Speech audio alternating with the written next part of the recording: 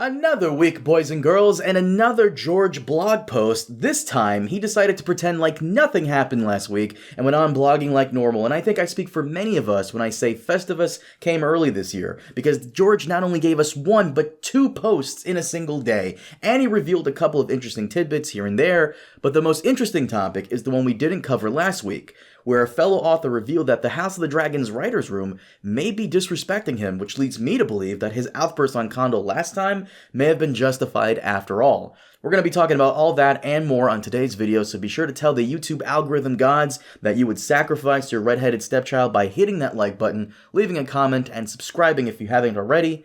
But for now, let's get into it.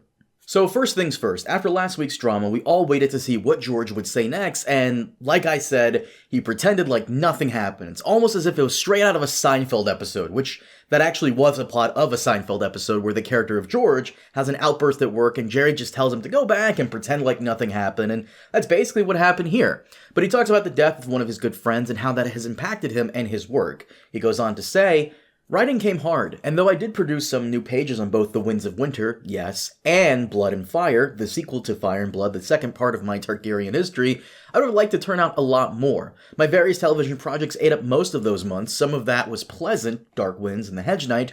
Most of it was not. The stress kept mounting, the news went from bad to worst. My mood seemed to swing for between fury and despair, and at night, I tossed and turned when I should have been sleeping. When I did sleep, well, my dreams were none too pleasant either." So he pretty much glossed over the Condal stuff and went straight into revealing that he's written some new pages for Winds, and is currently working on the sequel to Fire and Blood Part 2 called Blood and Fire, which, by the way, that's completely new. We did not know he was actively working on that, but there it is.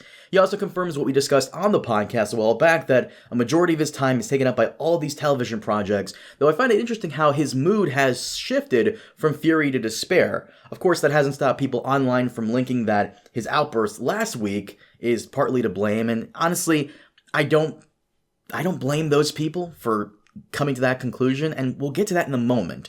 But he goes on to say, "I've been planning our European trip for some time." He says "our" here, I'm assuming he went with his wife and maybe some assistants. "The Duncan Egg show would start filming in July, and I wanted to visit the shoot in Northern Ireland. And a month later there would be a Worldcon in Glasgow. I had not been to Worldcon since the Dublin convention in 2019.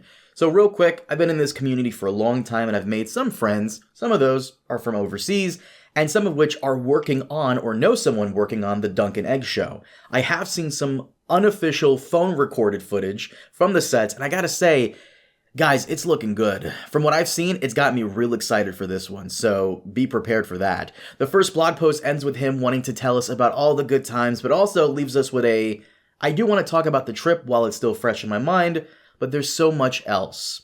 In the second blog post, he goes into some stuff he didn't want to talk about, and it's just him listing off all the television shows he's checking out. He mentions the election and solidifies his anti-Trump stance because, of course he did. But he also mentions his awesome speech at Bubonicon where he had his assistant record the appearance. Keep in mind, this is the same appearance he did and where he discussed his legacy and how he wasn't that big of a fan of Season 2. But unfortunately, the assistant's phone messed up and that whole speech is lost. But also not really. Most of you guys already know that someone who attended the convention told me in private DMs all the details of the speech, and well, we do have a video going over all of it, and I'll link it in the description below. The second blog post was pretty much a giant nothing burger. However, George mentioning his convention appearances is important because that's where he met fellow writer Shiran J. Zhao, whose name I hope I said correctly, and apparently George has been so unsatisfied with what's going on behind the scenes at House of the Dragon that he's been actively complaining about it to whoever he can. First time we heard about that was at Bubonicon,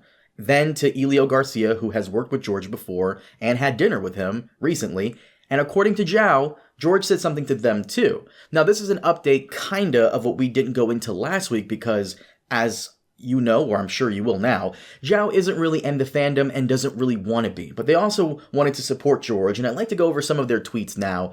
This is in regards to George blasting Ryan Condal, and it puts a lot of it into perspective. Alright, there's been some discourse about George R. R. Martin because of that post he made going rogue on House of the Dragon's writers, deleted a few hours later, but archived. I'm seeing some misinformed reactions by people who aren't in the publishing or entertainment industry, so let me clarify some things. Creators are not the ones with power, executives are. Even the author as big as George gets their opinions dismissed if the higher-ups don't want to listen. Yeah, this is true. We've seen George Lucas complain about this when Disney dismissed his ideas for the sequel trilogy, but to continue on, HBO has not listened to George's feedbacks and concerns for years. They don't have to, because once adaptation rights are signed away, it is out of the author's hands. How do you think Game of Thrones Season 8 happened?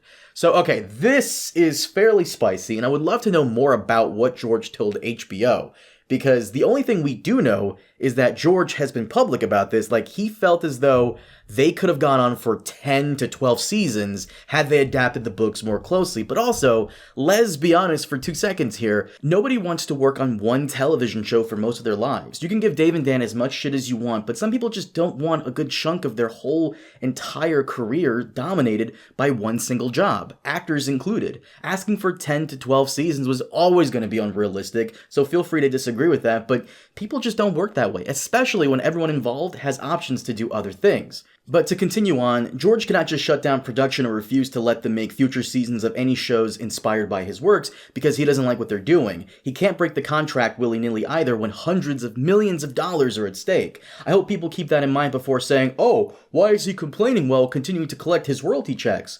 Well, if they're fucking up his stories, he might as well get some money out of it. Yeah, that's fair, and I agree with that 110%. He's not complaining for complaining's sake. I hung out with him a few weeks ago, there it is, and heard his full scope of opinions on House of the Dragon, and what he said in that post was very mild. Probably the least spicy storytelling critique he could have brought up, and I do believe this was on purpose and strategic. He's not going full scorched earth on HBO, but he's showing them that he could. He did this as a warning shot to get them to listen to him because clearly he saw some very upsetting plans for upcoming House of the Dragon seasons. If he just wanted to complain, there was spicier shit he could have said. Oh my god, and I wish he had. But I also want to push back on something she said here. I really don't think it's HBO coming in and telling the writer's room, make Alicent a really bad character, or put these visions in here. The one thing I would say that HBO probably told them to do was try to connect it more to Game of Thrones.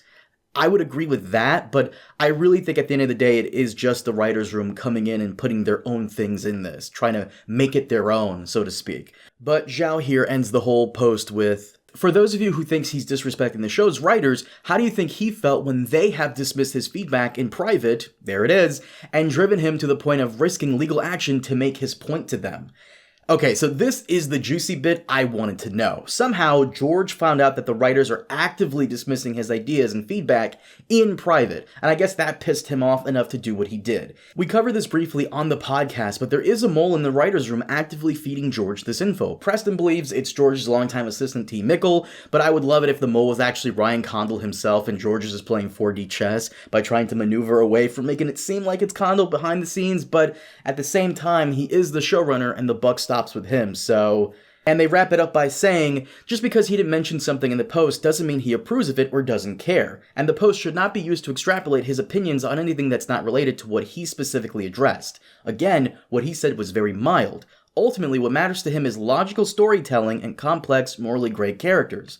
Lastly, I do not consider myself part of the House of the Dragon or Game of Thrones fandoms. I'm a casual, and defending him as a fellow author. Please do not involve me in any fandom drama. I do not know what's going on in there, and I don't want to. So, okay, a couple of things to unpack here. First, George was a part of the process that handpicked Ryan Condal to work on House of the Dragon. I remember reading an article a while back about that, and I tried looking it up, but in the last 24 to 48 to 72 hours, anytime you search up George R. R. Martin and Ryan Condal, all you get back is like this latest news, so you'll have to give me a minute. I'm sure someone will link me to that whole post. But I do specifically remember that George was a part of that process.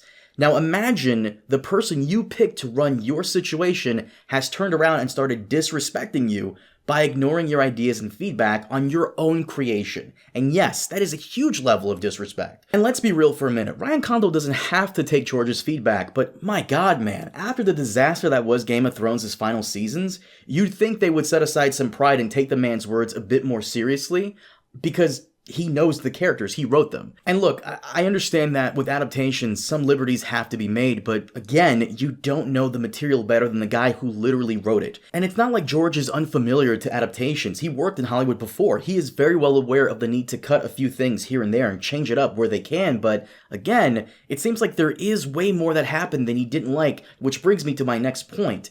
I asked several of you guys on my community poll if you thought him posting that blog attacking Condal was unprofessional. Almost 8,000 people voted, with 67% saying it wasn't, 21% saying it was, while 12% didn't care. I agree with the 67% of people who said he had every right, but George wasted his only chance to lay out all of his issues, and I hate that so much. I get what Zhao is saying, that his issues of Maelor the Missing was only the tip of the iceberg, and that he was just firing a warning shot, but at the risk of this being clipped out of context, let me just say, don't just give me the tip, give me the whole damn thing. Clearly, he has issues with way more of the changes than he's letting on, and the only major changes I can see that he'd have an issue with beyond Maelor, off the top of my head, would be the stuff to Daemon, Alicent, and Helena. Rhaenyra spending all of her time not doing much is actually an issue with HBO cutting back on the episodes and the writer's strike not allowing for the writers to change up the second half of the season, thus the pacing issues. But the stuff that I really wanted him to hone in on was,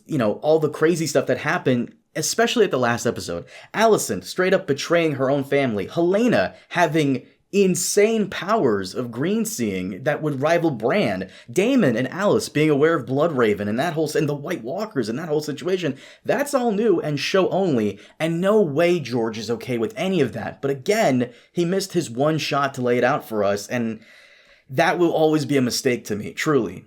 But as always, let me know what you guys think about this whole situation. George's new blog post, the fellow author's words on what he said to them privately, who the mole might be, and anything else related to this. I'll have another video on this topic out shortly because Ryan Condal did release a podcast on HBO's Game of Thrones YouTube channel addressing some of the changes. He did this before George trashed him last week, so it's clear Condal was doing a preemptive response. So I'm going to cover that and more, and I'll keep you all updated on what's going down, so be sure to hit that subscribe button to stay updated, leave a like to let YouTube know you enjoyed the video, and I'll see you all next time. Have a good one.